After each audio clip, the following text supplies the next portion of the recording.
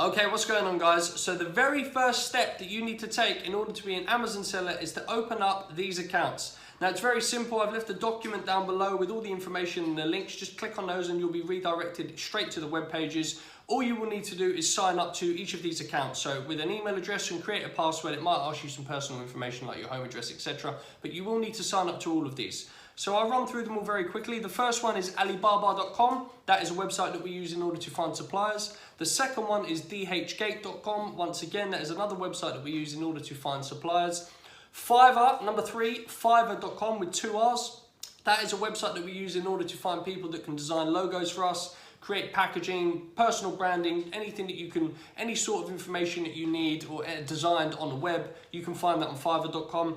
The fourth is JumpSend. JumpSend.com is an automated email sequence service that we use in order to get more reviews for our customers. The fifth is Jungle Scout. Now Jungle Scout is very important because it's what we do all of our product research with. It's one of our main product researching tools. Now that comes in 2 parts. You've got the web app, which is a monthly subscription. You'll need to sign up to that for at least a month. And you'll need the Chrome extension. That is a one-off payment. The 6th account you'll need is from merchantwords.com. Merchantwords.com is a very important tool that we use in order to find all of our keywords and the keywords that our potential competition are using in order to rank our products as highly as possible on Amazon. And last but not least, the most important one, you are going to need an Amazon Seller Central account.